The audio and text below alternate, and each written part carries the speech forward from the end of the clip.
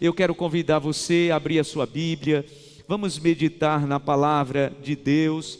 Essa noite é a noite que chamamos de culto da vitória. Estamos aqui muito felizes. Você que está aqui, seja bem-vindo. Você que está em casa, que Deus te abençoe também. Vamos meditar na palavra que o Senhor preparou para o nosso coração nessa noite. Abra sua Bíblia na carta aos Hebreus, capítulo 10. Carta aos Hebreus, capítulo 10, fica lá no finalzinho da tua Bíblia, tá? Se você abrir em Apocalipse, voltando um pouquinho, você já vai achar. Hebreus, capítulo 10, nós vamos ler a partir do versículo 35. Vamos meditar nessa palavra nesta noite. Hebreus, capítulo 10, a partir do versículo 35. Foi essa palavra que o Espírito Santo preparou para nós nesta noite. Hebreus capítulo 10, versículo 35, diz assim a palavra de Deus: por isso, não abram mão da confiança que vocês têm. Por isso, não abram mão da confiança que vocês têm. Ela será ricamente recompensada. Em outra versão da Bíblia diz amplamente recompensada. Vocês precisam perseverar, de modo que, quando tiverem feito a vontade de Deus, recebam o que Ele prometeu. Pois em breve, muito em breve, aquele que vem virá e não demorará, mas o meu justo viverá pela fé, e se retroceder, não me agradarei dele. Nós, porém, não somos dos que retrocedem e são destruídos, mas dos que creem e são salvos. Amém. Pode sentar no seu lugar, por favor. Graças a Deus. Eu quero falar hoje, irmãos, sobre essa ordem imperativa de Deus para mim, para você, você que está aqui, você que está em casa, para todos nós. A ordem imperativa de Deus é: permaneça. Esse é o fator, irmãos, preponderante na vida dos vencedores. Nosso culto, a quarta da vitória, é chamado do culto da vitória. E aqueles que vencem, o fator preponderante é a perseverança e a permanência. Uma pessoa inteligente, ela consegue avançar muito, mas isso não é preponderante na vida de alguém vencedor, só a inteligência. Eu conheço muitas pessoas inteligentes que estão naufragando assim na vida. Sabe por quê? Porque são inconstantes. A inteligência é importante para a nossa vitória, mas não é preponderante. A habilidade que alguém tem é importantíssimo, sim. Você ter habilidade para vencer na vida, para avançar, para progredir, é sim muito importante, mas não é preponderante. Eu sei que você também conhece muita gente habilidosa que você olha e diz: meu Deus, essa pessoa tem tanto potencial, por que que não vence? Por que que não avança? E eu vou te dizer, seguramente, não avança porque lhe falta permanecer. Muitas pessoas habilidosas começam muita coisa com muito afinco, com muita vontade, mas ficam pelo meio do caminho. Você conhece gente assim? Eu conheço gente inteligentíssima, de uma habilidade que eu digo: meu Deus, como o Senhor deu potencialidade a essa pessoa, mas não consegue avançar em vitória. Por quê? Porque começa e não permanece. Eu conheço também pessoas esforçadas. O esforço é muito importante para a vitória, mas não é preponderante. Eu conheço muita gente muito esforçada. Você olha e diz: meu Deus, como essa pessoa é esforçada?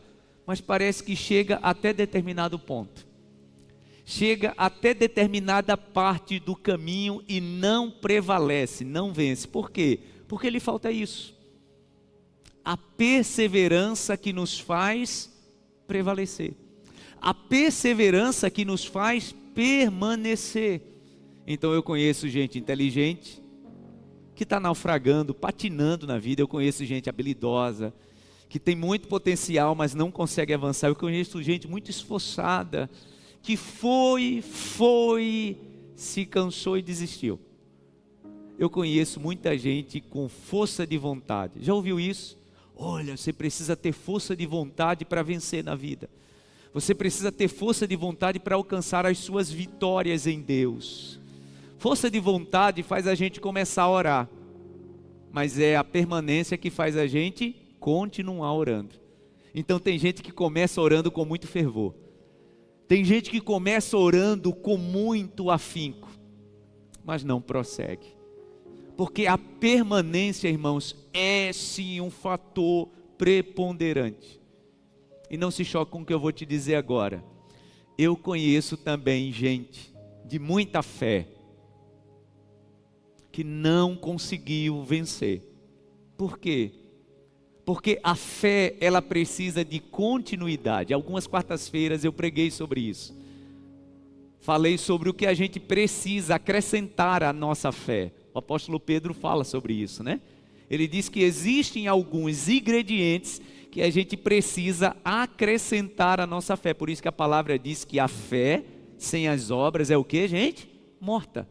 Porque a fé vinculada à obra é exatamente a permanência. Eu tenho fé e eu uno a minha fé às minhas ações. Hoje, amanhã e depois, mesmo quando eu estou cansado, mesmo quando eu estou cansada, eu continuo, a permanência me faz continuar aliando a minha fé às minhas atitudes. Então sim, para a vitória, a permanência é fator preponderante, é o que nos faz resistir. A permanência é o que nos faz avançar. Gente muito habilidosa tem ficado pelo meio do caminho, gente muito inteligente tem ficado pelo meio do caminho, gente com muita força de vontade. E aí você encontra essa pessoa depois de um tempo e diz: e aí? Não consegui. Por quê? Porque eu me cansei. Eu não consegui porque eu me cansei, eu me fatiguei, eu me entristeci. Vou falar sobre isso já, tá? Sobre fatores importantes que nos fazem desistir, que nos impedem de permanecer. Já citei alguns: tristeza, cansaço, fadiga. Eu quero trazer, neste momento, 2 exemplos na vida de uma mesma mulher, que para a gente é um marco de fé e de permanência. Ela simplesmente tapou seus ouvidos para todo o barulho, todo o ruído ao seu redor, porque ela estava focada naquilo que ela tinha como propósito. Então ela decidiu: é isso que eu quero fazer. Não importa o que eu ouça, não importa o que me digam, não importam as críticas que eu ouvi, eu vou permanecer. Isso é muito marca na vida daquele cego, né, na entrada da cidade de Jericó, que conhecemos como Bartimeu, que não era o nome dele, né, gente? Bartimeu é, na verdade, como o chamavam, porque ele era filho de Timeu, né? Então, Bartimeu, a gente não sabe como era o nome dele, mas toda a cidade conhecia ele como filho de Timeu. E vocês lembram da história, eu não quero nem me ater muito a esse exemplo, mas a palavra diz que quanto mais gritavam e diziam para ele parar, mais ele aumentava o som da sua voz. Jesus, filho de Davi, tenha compaixão de mim, tenha misericórdia de mim. E o que é que diziam para ele? Para de gritar, o mestre não vai te ouvir, está sendo em vão, você só está gastando sua voz. E eu gosto demais, quando a palavra diz, quanto mais o repreendiam, mais ele gritava. Jesus, filho de Davi. O nome disso, irmãos, é permanência. Para a gente avançar, a gente vai ter que vencer os ruídos ao nosso redor. Para a gente avançar, a gente vai ter que parar de ouvir ou parar de dar atenção, porque às vezes a gente vai ouvir, né? Não tem como a gente silenciar a voz de alguém. Só se a gente tiver muita intimidade, dizer: olha, obrigado, viu, pelo teu conselho, mas eu quero avançar. Mas às vezes não dá, às vezes você vai ter que se conformar e vai ter que tomar assim de Deus, né, um calmante para deixar a pessoa falando e você vai prosseguir, como fez Bartimeu. Quanto mais gritavam, ele estava no seu coração decidido: eu quero que ele me cure. Até que a palavra diz que Jesus parou e disse: tragam ele aqui. Ou seja, Ele silenciou o ruído ao seu redor, mesmo as pessoas o repreendendo, e foi na direção de Jesus. Qual foi o segredo, gente? Porque ele permaneceu. Mas não é sobre Bartimeu que eu quero falar. Eu quero falar sobre Maria, a irmã de Lázaro. Lembram de Maria? Maria, irmã de Lázaro, ela era determinada. E se tem uma coisa na fé dessa mulher chamada Maria que eu admiro, é que ela tinha no coração o espírito da permanência, não importava o que estavam falando dela. E o primeiro exemplo, como eu disse, eu vou falar do mesmo personagem, da mesma personagem, mas em dois momentos distintos na vida dela. O primeiro é o momento em que Jesus vai na casa deles, e a palavra diz que Jesus começa a ensinar. E naquele momento, Maria toma uma decisão. Ela queria ouvir Jesus, ela queria receber, ela queria solver, ela queria absorver tudo aquilo que vinha do mestre. Ela tomou uma decisão: eu vou me sentar aos pés dele e ninguém vai me tirar daqui. Abra sua Bíblia, por favor, no Evangelho de Lucas, capítulo 10, e nós vamos ler a partir do versículo 38. Você que está em casa também acompanhe agora na sua Bíblia, é muito importante, seja no seu smartphone, seja na Bíblia, né, no livro, é muito importante a gente ler juntos, tá? Lucas capítulo 10, versículo 38, olha o que diz a palavra de Deus. Esse é o primeiro exemplo que eu quero trazer na vida de Maria, a irmã de Lázaro. Lucas capítulo 10, versículo 38, diz assim: caminhando Jesus e os seus discípulos chegaram a um povoado onde uma certa mulher chamada Marta o recebeu em casa. Quem era Marta? A irmã de Maria. A palavra diz que foi Marta quem recepcionou Jesus. Maria, sua irmã, ficou sentada aos pés do Senhor, ouvindo a sua palavra.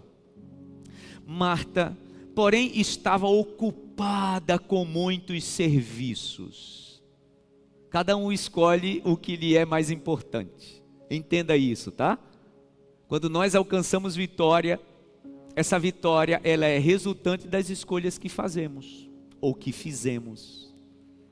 Se hoje eu estou vivendo um momento da minha vida em que eu posso estar dizendo: oh meu Deus, eu acho que eu não estou hoje vivendo o propósito que eu sei que Deus tem para a minha vida, é resultado das suas escolhas. Nós vemos na mesma cena da mesma casa, duas mulheres. Uma fez uma escolha, outra fez outra escolha. A palavra diz que Maria decidiu estar aos pés de Jesus. Marta decidiu ir fazer as coisas. Essa é uma história muito conhecida, né? Maria, sua irmã, ficou sentada aos pés do Senhor, ouvindo sua palavra. Marta, porém, estava ocupada com muito serviço. E aproximando-se dele, perguntou: Senhor, não te importas que minha irmã tenha me deixado sozinha com o serviço? Dize-lhe que me ajude. Respondeu o Senhor: Marta, Marta, você está ocupada e inquieta com muitas coisas. Todavia, apenas uma é necessária. Maria escolheu a boa parte, e esta não lhe será tirada. Amém. Deixa a sua Bíblia aberta aí. Eu quero falar sobre esse episódio. Eu sei que nesse momento nós temos o costume, né, de lendo essa história, fazer várias conjecturas, né, e ir para várias posições pessoais. Ah, pastor, mas se Marta não fosse fazer a comida, quem era que serviria Jesus? Se Marta não servisse Jesus, ele ia ficar sem comer? Eu estava assistindo esse episódio essa semana do The Chosen, né? E é muito interessante a cena da atriz que faz o papel de Maria, e ela não para, e ela está se mexendo para todo lugar. Não sei se você já assistiu esse episódio na 4ª temporada, e ela derruba as coisas, e chama a atenção da sala, e ela chega na sala furiosa, olhando assim para a irmã, e a irmã não está nem aí. Por quê? Porque ela tinha feito uma escolha. E às vezes, irmãos, a escolha que nós fizemos para alcançar a nossa vitória vai incomodar algumas pessoas. Às vezes a escolha que nós fizemos para alcançar o propósito de Deus na nossa vida vai deixar algumas pessoas insatisfeitas e inconformadas. Pensando numa lógica, se alguém olhasse para Maria e dizer: ela não está sendo solidária com a sua irmã, e a prova disso é que ela chama Jesus para o lado dela. Você percebe isso? Ela está tão inconformada, e ela entendia que o argumento dela não seria suficiente apenas ela falando, e ela tenta trazer Jesus para o argumento dela. Senhor, o Senhor não se importa não de eu estar aqui, me perdoe usar essa expressão, tá, gente? Mas é como se ela estivesse dizendo assim para o mestre: eu estou aqui me matando de trabalhar e Maria está aí sentada sem fazer nada. Tipo assim, Jesus, me ajude. Me ajude a dizer para ela para ir fazer também as coisas. E para surpresa dela, o mestre diz: Marta, Marta, você está ocupada demais com muita coisa. É como se Jesus estivesse dizendo: eu sei que na tua mente é muito importante me servir, preparar a refeição. É como se ele estivesse dizendo: vai dar para preparar a refeição, mas primeiro você pode também alimentar a sua alma. Ela escolheu isso. E olha que coisa, né, gente? Servir o mestre era algo nobre. Você acha que se preocupar em servir Jesus era algo nobre da parte de Marta? Sim, era algo nobre. Mas Jesus estava dizendo para ela: tem algo mais importante. É como se Jesus estivesse dizendo assim: olhe para mim, eu não ficaria chateado se você estivesse aqui junto com a sua irmã me ouvindo para depois preparar a refeição. Estaria tudo bem, estaria tudo certo. O que me admira, irmãos, é esse posicionamento de Maria. É óbvio que ela estava reparando o jeito que a irmã lhe olhava. É óbvio que naquele momento em que a Marta pede a ajuda de Jesus para ficar do lado dela, para tentar convencer Maria a ir ajudá-la, é óbvio que ela disse: eu acho que eu escolhi errado. Mas para surpresa de todos, o mestre diz para Marta: Maria fez a melhor escolha. Irmãos, quando nós fazemos a melhor escolha com um coração completamente dedicado no Senhor, o barulho das pessoas vai diminuir nos nossos ouvidos. A opinião das pessoas vai entrar no âmbito do segundo plano, do terceiro ou do plano nulo. Porque entenda, enquanto a gente estiver buscando a nossa vitória, a gente vai ouvir opiniões contrárias. Deixa eu te perguntar uma coisa: a quem você quer agradar? Ao Senhor ou à perspectiva dos outros? Porque a tua vitória depende disso. A quem que você quer agradar? O propósito de Deus na tua vida ou o que as pessoas pensam a teu respeito? Maria estava decidida, gente. Ela tinha colocado no seu coração: quando Jesus vier aqui na minha casa, eu vou sentar aos seus pés e eu vou absorver dele tudo o que ele tem para mim, pois essa é a minha vitória. Isso eu sei que é a melhor parte dele para a minha vida. Não importa o que minha irmã falar, se ela vai pedir a ajuda do mestre para tentar me convencer, eu sei o que eu quero. Você quer alcançar a vitória? Você sabe o que você quer? Você sabe de fato o que Deus tem preparado para a tua vida? Então permaneça. Pare de tentar agradar a opinião e a perspectiva das pessoas a teu respeito. Porque isso, deixa eu te dizer, pode te distrair e atrapalhar a tua caminhada. Agora eu quero trazer um outro exemplo que eu entendo, tá? Que por essa escolha de Maria, a fez ter aquela atitude diante do mestre. A palavra diz que faltavam 6 dias para Jesus ser morto. 6 dias para a Páscoa. Jesus decide voltar na casa desses aqui. Já tinha acontecido, tá? A ressurreição do irmão delas. Jesus já tinha ressuscitado Lázaro. 6 dias antes de subir para Jerusalém, Jesus passa na casa deles. E Maria, que era resoluta, Maria, que tinha escolhido a melhor parte, decidiu dar um presente para Jesus. Irmãos, gente obstinada e gente que está pronta para cumprir propósito, sabe como presentear o Senhor Jesus. E faz isso com um coração limpo, livre, sem amarras e sem qualquer preocupação se as pessoas vão entender ou não. Foi o que Maria fez. A palavra mostra que ela trabalhou aproximadamente um ano de trabalho. Ela vai lá na loja do perfumista, compra uma essência de nardo puro, num vaso que você tinha que usar aquela essência de uma vez só, pois era um vaso de alabastro. Não era um perfume com tampa, era uma ampola que você abria e derramava de uma vez só. Por isso era tão caro. Você conhece a história. E ela decide então presentear Jesus 6 dias antes da sua crucificação. Essa história está narrada no Evangelho de João, capítulo 12. Abra a sua Bíblia aí, por favor, para a gente ler juntos. João, capítulo 12. A mesma personagem, a mesma mulher, que fez uma escolha e a sua escolha era definitiva. Ela sabia que aquilo era a sua vitória. Ela sabia que aquilo era o que a realizava. É maravilhoso, meu irmão, quando você é fiel ao seu propósito, tá? É maravilhoso quando você é fiel ao seu propósito e não está nem aí com o que os outros estão pensando. É maravilhoso quando você olha para Deus e diz: meu Deus, o que eu estou fazendo eu sei que te agrada. O problema é quando a gente está sendo teimoso, fazendo só o que agrada o nosso coração, né? Aí é bronca, aí é problema. Porque às vezes são pessoas que estão obstinadas com suas próprias decisões, mas sem agradar ao Senhor. Mas quando nós estamos fazendo aquilo que agrada ao Senhor, entenda, isso vai trazer um sorriso no coração do Mestre. Maria escolher estar nos pés de Jesus, deixou Jesus feliz. Maria escolher dar um presente para Jesus, também o deixou feliz. João capítulo 12, versículo 1. 6 dias antes da Páscoa, Jesus chegou a Betânia, onde vivia Lázaro, a quem ressuscitara dos mortos. Ali prepararam um jantar para Jesus. Marta servia enquanto Lázaro estava à mesa com ele. Marta de novo, servindo, né? O episódio de Jesus ter falado a ela dela estar sempre preocupada com as coisas, tinha sido antes, né? Mas ela estava sempre preocupada em servir. Era o perfil comportamental de Marta. Ela queria agradar Jesus fazendo as coisas. Maria agradava Jesus aos pés dele, né? Recebendo, absorvendo a sua palavra. Marta servia enquanto Lázaro estava à mesa com ele. Então Maria pegou um frasco de nardo puro, que era um perfume caro. Derramou-o sobre os pés de Jesus e os enxugou com os seus cabelos. E a casa encheu-se com a fragrância do perfume.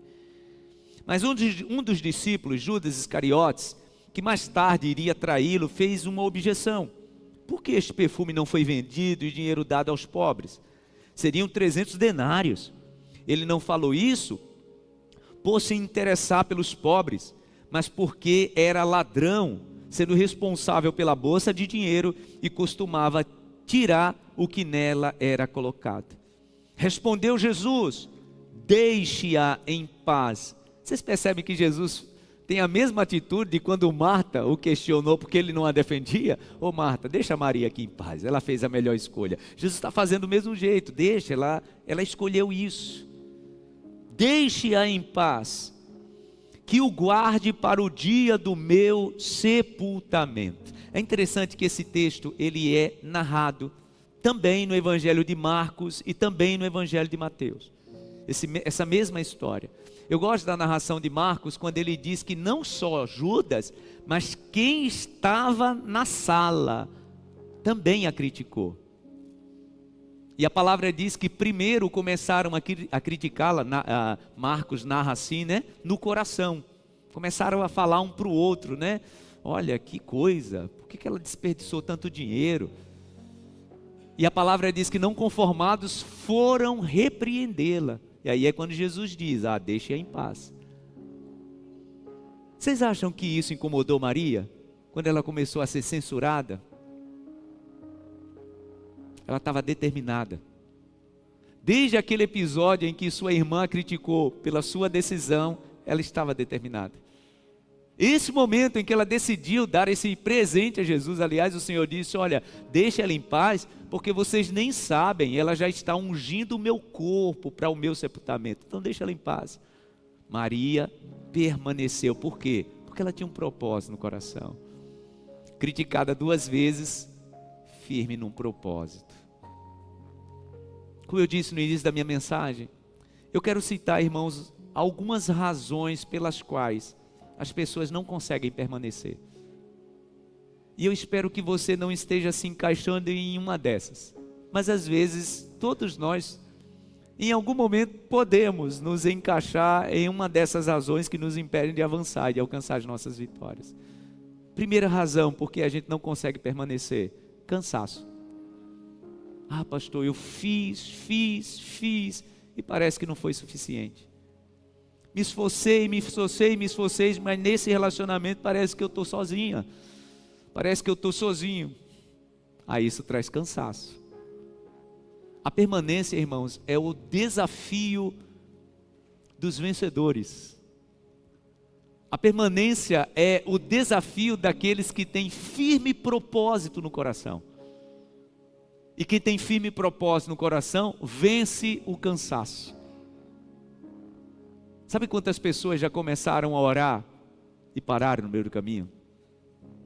A gente começou um propósito de jejum segunda-feira. Sabe quantas pessoas vão chegar até o final desse propósito de jejum que eu convidei a igreja para estar? Nem todos que começaram segunda-feira. Por quê? Porque o cansaço é algo natural e que atinge todos nós na caminhada. O que define o apóstolo Paulo, gente, como um grande vencedor? Imagina um homem que não conviveu com Jesus, mas de todos os apóstolos ele desponta como o maior. Porque se a gente olhar a teologia cristã, ela não foi implementada, ou transformada por causa de Pedro, Tiago, Bartolomeu, não. Foi através da vida do apóstolo Paulo, que nem andou com Jesus. Eu falava isso com o pastor Gidel sábado, Quando a gente olha as ordenanças da Santa Ceia, foi o único apóstolo que teve a coragem de ensinar sobre Santa Ceia. Você não vê Pedro falando sobre como foi a Santa Ceia, nem as ordens de Jesus. Você não vê Tiago falando, mas o único que disse, pois eu recebi do Senhor, o que também vos ensinei, o Senhor Jesus na noite que foi traído. Quem foi só que disse isso, gente? Paulo. Ele recebeu essa revelação de Deus. Olha que coisa linda, A forma que Deus usa Paulo para transformar toda a teologia das boas novas, fez com que o evangelho chegasse até nós. Senão não teria chegado, tá? Porque Pedro estava preocupado com os circuncisos, Tiago também. Deus então levanta Paulo para que o evangelho chegasse até nós. O que torna um apóstolo Paulo, gente, um apóstolo vencedor? Essa frase: combati o bom combate. Mas a parte mais importante dessa frase é: completei a carreira. Essa é a marca dos vencedores. Tem gente que começa, mas não completa. Tem gente que começa a orar pela família, mas no meio do caminho se cansa. Por quê? Porque as coisas começam a se demonstrar bem diferente daquilo que você está orando, e isso vai fazendo você cansar. Segundo motivo, porque as pessoas não permanecem, que está muito aliado ao cansaço, é a fadiga, A fadiga. A fadiga, gente, é aquele movimento insistente que vai fazendo com que a nossa alma se rompa em algum momento. O que eu chamo de fadiga? Fadiga é a repetição. A fadiga é você que já tem um tempo que está insistindo com o teu cônjuge, dizendo: olha, precisa mudar, olha, não pode continuar assim, olha, a gente não pode agir desse jeito. E é esse movimento contínuo, que vai gerando a fadiga. Daqui a pouco rompe, e por isso que as pessoas não conseguem vencer. Que Paulo diz: eu combati o bom combate, ou seja, não foi fácil. Combate, gente, ele está falando de guerra, a gente está falando sobre guerra espiritual, Combate é guerra, é batalha, é conflito, e ele está dizendo: eu combati o bom combate. Eu acho demais porque ele olha para a guerra, que não é algo bom, tá, gente? Mas ele diz, por ter um espírito com um propósito definido no seu coração, ele diz: o combate que eu combati, ele foi bom. Mas o definidor é o quê? Eu completei a minha carreira. Eu permaneci. Eu comecei a orar os 21 dias e eu concluí os meus 21 dias de oração. Eu comecei a jejuar pela minha família e da forma que eu coloquei diante de Deus que eu jejuaria, eu fui até o fim. Eu comecei a acordar de madrugada porque eu coloquei um propósito diante de Deus que todos os dias, 3 da manhã, eu iria orar. E eu continuo orando, porque isso é definitivo no meu coração. É Maria dizendo: eu vou me sentar aos pés do mestre, ninguém me faz levantar daqui. É Maria dizendo: eu vou trabalhar 300 dias para comprar esse perfume, não importa se eu serei criticada, eu darei esse presente ao meu mestre, mesmo que me repreendam. Isso, meu irmão, nem cansaço, nem fadiga tira a pessoa do seu propósito. O apóstolo Paulo diz que combateu o bom combate, completou a carreira, e só então, vocês entendem porque eu disse lá no início que só a fé não é suficiente? Aí ele diz que só então ele o quê? Guardou a fé. Por que Paulo guardou a fé, gente? Porque primeiro ele completou a corrida. Tem muita gente guardando a fé só até a quinta-feira. Tem muita gente que vai guardar a fé só até 25 anos de caminhada cristã. Você conhece gente assim? Eu conheço assim. Gente que você encontra e diz assim: olha, eu cansei desse negócio de igreja, eu cansei desse negócio de crente. Rapaz, eu já fui muito ativo na igreja, eu já fui uma pessoa muito envolvida nos ministérios. Por que você não é hoje? Porque eu cansei, por isso que eu não quero continuar. Ou seja, começou a combater o bom combate, mas não completou a carreira. Por quê? Porque a fadiga tomou conta do seu coração. Terceiro motivo porque as pessoas desistem: desespero. Pessoas desesperadas, irmãos, não concluem a caminhada. E entenda, tá? A palavra desespero, ela vem da raiz da palavra esperança. E o que é o desespero? É quando a esperança acaba. É quando você não tem mais esperança. Quando é que as pessoas se desesperam? Quando a esperança acaba. Pessoas desesperançosas são pessoas desesperadas.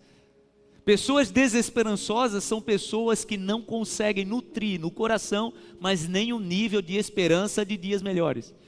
E isso faz as pessoas desistirem. A esperança acabou, você vai continuar apostando em quê? Ah, pastor, a esperança que eu tinha, que nesse emprego que eu estou, pudesse haver algum tipo mais de avanço, eu não tenho mais, então eu não quero mais. Pronto, a pessoa desiste. A esperança que eu tinha, que esse meu casamento podia ir para mais algum lugar, já acabou, não tenho mais. A esperança que eu tinha que o meu país iria mudar, não está mais. Olha o que está aí: desespero, desesperança. E entenda, tá? Aquele que é inimigo da nossa vitória quer exatamente isso, que a gente perca a esperança. Porque quem perde a esperança desiste e sai do fronte, né? Quem é permanente, meu irmão, quem é persistente, quem tem propósito firme no coração, a esperança está sendo reacendida no coração, dia após dia. Diga graças a Deus. A minha oração nessa noite é que o Senhor reacenda a esperança do teu coração toda manhã. Assim como as misericórdias do Senhor são renovadas cada manhã, que a esperança no teu coração seja renovada a cada manhã, porque o Senhor vai te dar vitória. Você crê nisso? O Senhor, Ele vai fazer você alcançar aquilo que você tem buscado. Não desista. Permaneça no nome de Jesus. Você pode aplaudir ao Senhor por isso? Não deixe o desespero dominar o teu coração. Já imaginou? Bartimeu desesperado. Bartimeu, para de gritar, o mestre não vai te ouvir. E o Bartimeu se desesperava e dizia: é verdade, né? Estou gritando aqui, a multidão, tanto ruído, ele não vai me ouvir. Não, Bartimeu não entrou no nível de desespero, ele continuou gritando. O quarto motivo: o primeiro é o cansaço, depois a fadiga, o terceiro é o desespero. O quarto motivo, porque pessoas desistem, irmãos, é a decepção. Tem coisa pior do que você se decepcionar? Se decepcionar com alguém, se decepcionar com você mesmo. Esse é o pior, né? É quando a gente começa a se decepcionar com a gente. Ah, meu Deus, já busquei tanto, eu já tentei tanto, pastor, essa mesma coisa, e eu acho que eu não tenho muito jeito para isso. Quando a gente se decepciona, irmãos, não tem como prosseguir. E deixa eu te dizer, na nossa caminhada, em alguns momentos, nós vamos nos decepcionar. Já que eu comecei a falar sobre Paulo, né? Quando Paulo chama João Marcos para ser o seu discípulo, a palavra diz que no meio de uma das jornadas, né, de uma das viagens, ele se decepcionou profundamente com aquele discípulo, a ponto deles se separarem. A ponto de depois, lá na frente, alguém tentar fazer ali um acordo entre os dois, para que houvesse uma conversa, mas já tinha se rompido ali. Mas a palavra diz que lá adiante Paulo reconsidera e diz: olha, eu entendo que João Marcos foi motivado pelas coisas dessa vida, por isso que ele me abandonou, porque a palavra diz que João Marcos abandonou Paulo, né, no meio da jornada. Mas depois lá na frente eles se reconciliaram, ou seja, a decepção não foi preponderante para Paulo deixar aquele discípulo de lado. A decepção, sim, é muito frustrante, principalmente quando a gente se decepciona com a igreja. Quantas pessoas que não conseguem mais entrar, não é só dentro de igreja evangélica não, de nenhuma instituição religiosa, porque se decepcionou com a religião. Meu irmão, nós vamos nos decepcionar com religião, nós vamos nos decepcionar com líderes religiosos, nós vamos nos decepcionar com irmãos em Cristo, A gente só não vai se decepcionar com Deus. O Senhor, Ele nunca nos decepciona. Você pode dizer amém? Diga para a pessoa do seu lado, o Senhor nunca vai te decepcionar. Pode aplaudir ao Senhor, mas aplauda bem forte. Porque isso é o que nos faz prosseguir, né? Isso é o que nos faz avançar. Mas a decepção, ela vai chegar em algum momento. Você vai se decepcionar com seu marido, você vai se decepcionar com sua esposa. Já imaginou? Se você desistisse do seu casamento, quando veio a última, a maior das decepções. Porque às vezes a gente se decepciona com o nosso cônjuge. E você não desistiu. Por que você não desistiu? Porque havia no teu coração um firme propósito. Diga graças a Deus. Diga assim comigo, ainda bem, meu Deus. Ainda bem. Eu quero o nome de Jesus antes da gente encerrar. Ainda tenho mais 2 motivos por que pessoas se decepcionam. Mas eu quero convidar você a refletir sobre algo na tua vida que foi assim marcante. Que você estava pronto para desistir e não desistiu. Lembre disso aí agora. Algo na tua vida que você já tinha determinado, agora não dá mais. E o Senhor, através do seu poder, do seu amor, através até de uma conversa que você teve com alguém, através até de um conselho que você recebeu, o Senhor disse, olha, não é para você desistir. E esse teu posicionamento foi quem garantiu a tua vitória. Lembre disso aí. No nome de Jesus. Lembre desse momento na sua vida. E lembre o quanto foi importante aquela decisão de não desistir. Foi importante demais. Eu lembro há 4 anos, quando a gente começou a Comunidade Farol. Eu estava vivendo um momento muito decisivo na minha vida. Eu não tenho dúvida, irmãos, do meu propósito, do meu ministério, do meu chamado. Mas se eu tivesse tempo de contar de quantas vezes ministerialmente eu estive ali, né, na fronteira, dizer, olha, deixa eu fazer outra coisa. Eu sempre lembrava, né, das palavras do Senhor Jesus, olha, quem colocou a mão no arado não pode mais voltar atrás. Mas eu confesso que há 4 anos, antes de nascer a comunidade, eu bolei vários planos plausíveis para não continuidade do meu chamado. Vários. Pastor, que é isso? Pergunta para qualquer pastor, para qualquer líder, para qualquer pessoa que está em autoridade de liderança espiritual. Vários planos, irmãos, plausíveis o nosso inimigo coloca na nossa frente. Porque a caminhada é dura. Não é só você que vive encruzilhadas de perguntas e questionamentos. Não é só você, todos nós vivemos. E quanto mais a gente caminha, né, com intensidade com Deus, mais aguda será a dúvida. Entenda isso. Jesus falou isso com seus discípulos o tempo todo. Jesus estava falando sobre a importância de permanecer e não desistir com seus apóstolos o tempo todo, até o último momento. Até o último momento. E eu lembro que há 4 anos eu estava fazendo planos, né, de como seria a minha vida sem estar cumprindo o meu chamado ministerial. Porque você começa a imaginar, né, meu Deus, e se eu fizer isso? E se eu bolar isso? E se eu fizer isso? A melhor coisa, irmãos, é sermos guiados pelo Espírito Santo. E eu quero ministrar uma palavra ao teu coração. Você que está vivendo agora na sua vida um momento de encruzilhada, um momento decisivo, você está num tempo importante de tomar decisão. E nessa decisão, sim, passa na tua mente situações que você entende como possibilidades diferentes daquilo que Deus preparou para você. Tem gente, meu irmão, que está planejando algo diferente do que a tua aliança de casamento. Em nome de Jesus. O Espírito Santo te diz nessa noite que você precisa permanecer dentro do propósito de Deus. Sabe, você que está vivendo hoje no seu empreendimento, um momento muito agudo de decisão, eu não sei se eu continuo, não sei se eu continuo empreendendo. Você que está vivendo algo muito decisivo sobre uma mudança de estado, de país. Irmãos, como isso mexe com a gente, né? Momento de decisão, ele é muito crítico. Permanecer é a marca dos vencedores. Entenda, tá? Quando eu falo sobre permanecer, eu não estou falando sobre permanecer no mesmo lugar. Às vezes a gente vai permanecer no propósito. Isso pode até nos fazer mudar geograficamente. Às vezes a gente vai permanecer naquilo que Deus preparou para a nossa vida. Isso vai fazer a gente até mudar de casa, vai fazer a gente até mudar de círculo de amizade, vai fazer até a gente mudar de sociedade. É permanecer no propósito de Deus. No nome de Jesus, a tua permanência definirá a tua vitória. A minha palavra para você nessa noite é: deixa o Espírito Santo silenciar todo o ruído do teu coração e da tua mente. Tudo aquilo que as pessoas estão dizendo a Bartimeu, para de gritar, Jesus não vai te ouvir.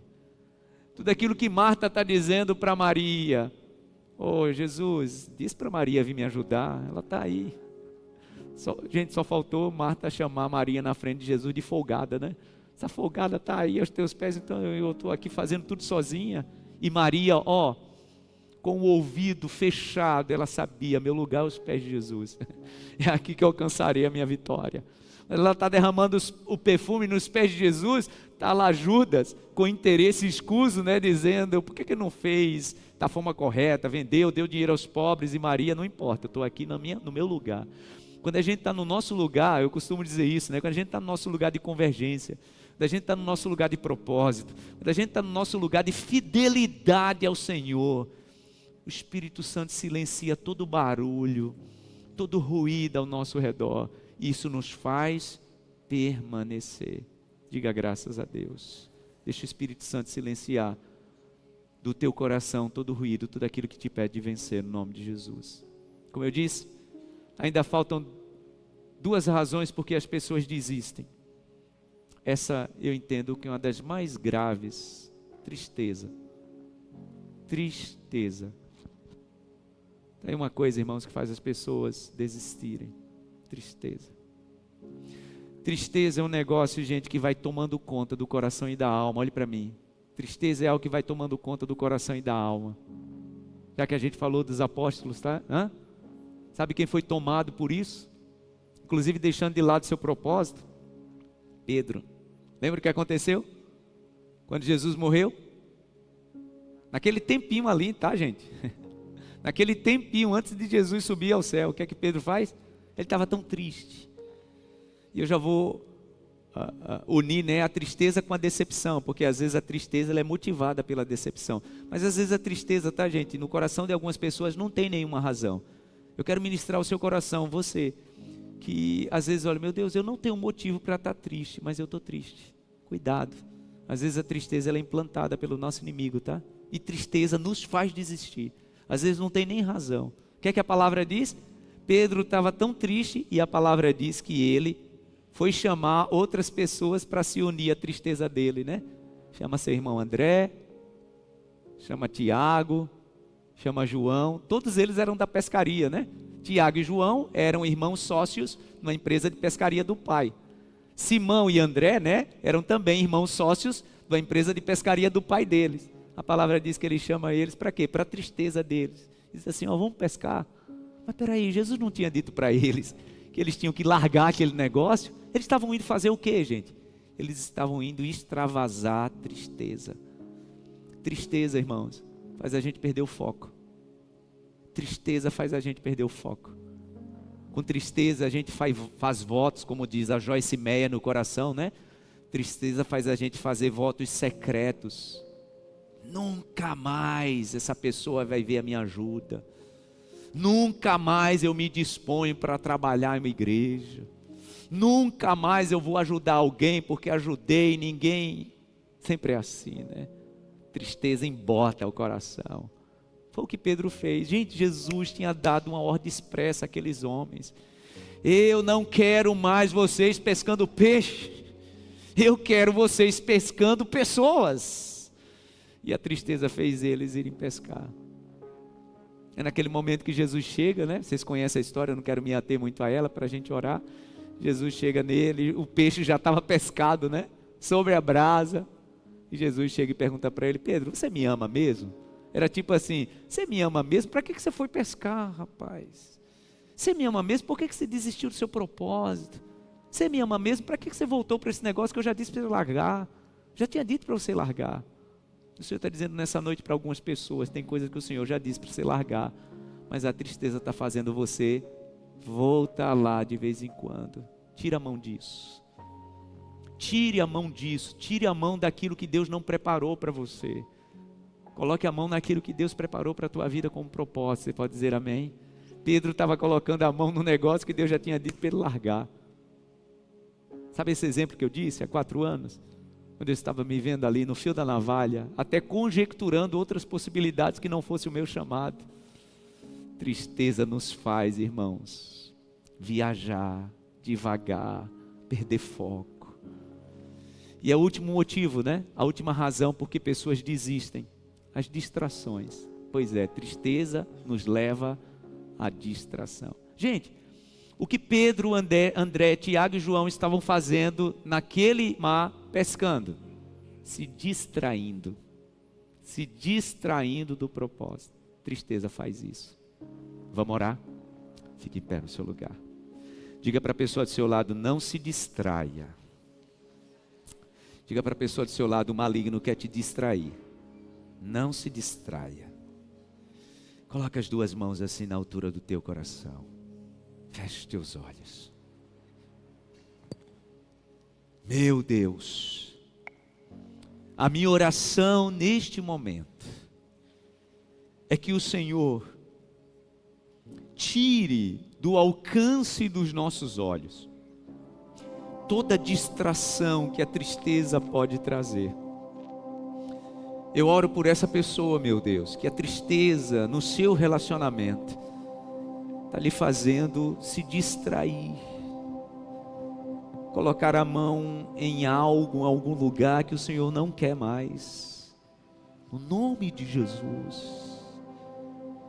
Que a distração, meu Deus, não consiga tirar do nosso coração o firme propósito de vitória.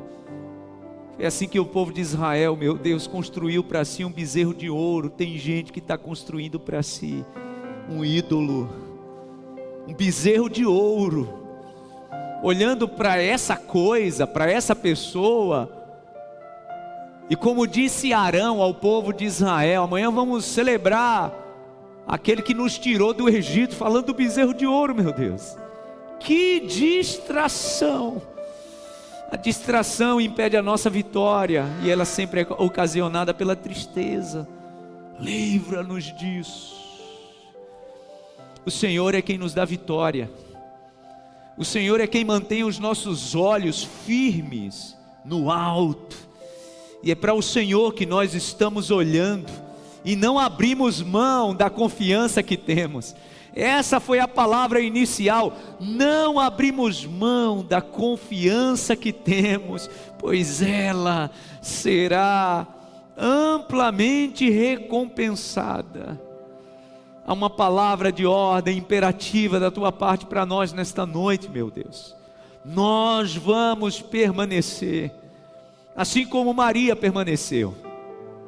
Assim como ela permaneceu, meu Deus, mesmo ouvindo tanta coisa, ela permaneceu.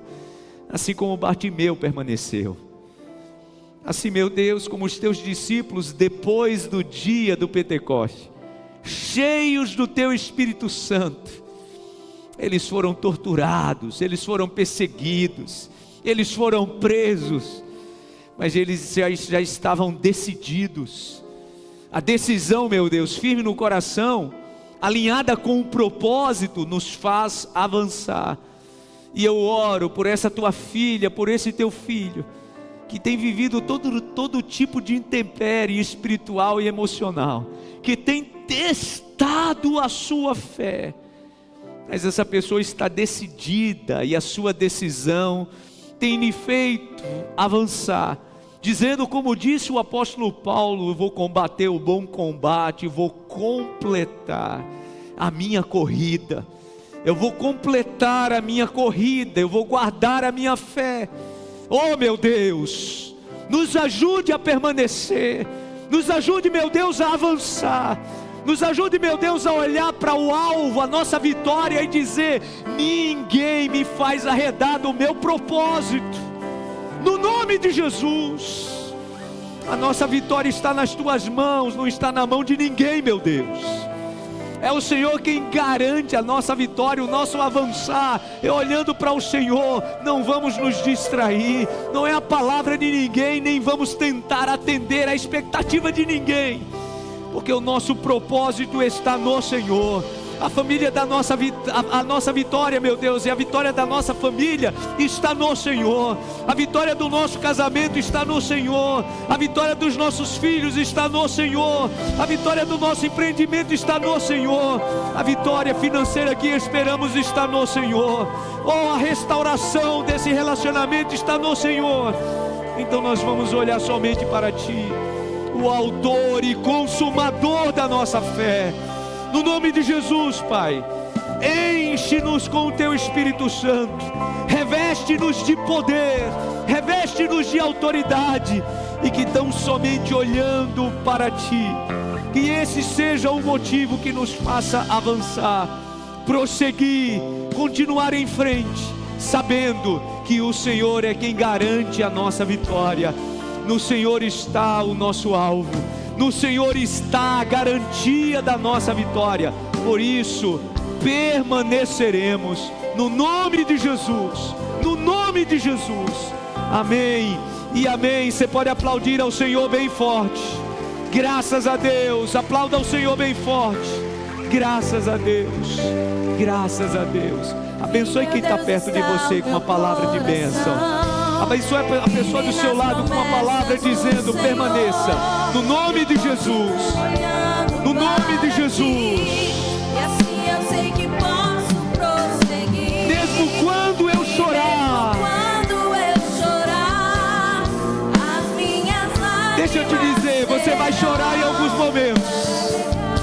Em alguns momentos você vai chorar, mas permaneça. Em alguns momentos você vai se decepcionar, mas permaneça. Em alguns momentos você vai se cansar, mas permaneça. Ah, meu Deus. Alcançará de Ti, Senhor, misericórdia. Mesmo quando eu chorar, E mesmo quando eu chorar, as minhas lágrimas serão para regar a minha fé e consolar meu coração. Pois os que choram aos pés da cruz, clamando em nome de Jesus, alcançará de Ti, Senhor, misericórdia, graça e luz. e amor não cessa, Eterno não tem fim. Declare isso. Quão grande és Tu, Senhor. Você pode levantar as suas mãos e declarar Quão isso. grande és pra mim. Tua graça é meu Tua refúgio. graça é o meu refúgio. Descanso no Teu poder. Descanso no Teu poder. Tu és maravilhoso. Maravilhoso. Sim, Tu és maravilhoso. Maravilhoso. Firme, és declare. pra mim. E meu Deus está o meu coração. Firme em Tuas As promessas. promessas do Senhor, eu continuo olhando. Obrigado, para meu Ti, Deus. E assim eu sei que posso prosseguir. Essa é a esperança do meu coração. As minhas lágrimas serão para regar a minha fé e consolar meu coração. Obrigado, meu Deus. Que chora aos pés Obrigado da por esse consolo. Amando em Obrigado por essa paz. Jesus, alcançará de Ti, Senhor, misericórdia. E mesmo quando eu chorar, e mesmo quando eu chorar, as minhas lágrimas serão para regar a minha fé. A fé se torna mais forte com as lágrimas. A fé se torna mais robusta com as lágrimas. Oh, meu Deus, Em nome de Jesus, vamos alcançar de Ti, Senhor. De Ti, Senhor, misericórdia, graça e luz. Você pode aplaudir ao Senhor bem forte. Graças a Deus, graças a Deus. Sente-se no seu lugar. Abençoe quem está perto de você mais uma vez, no nome de Jesus.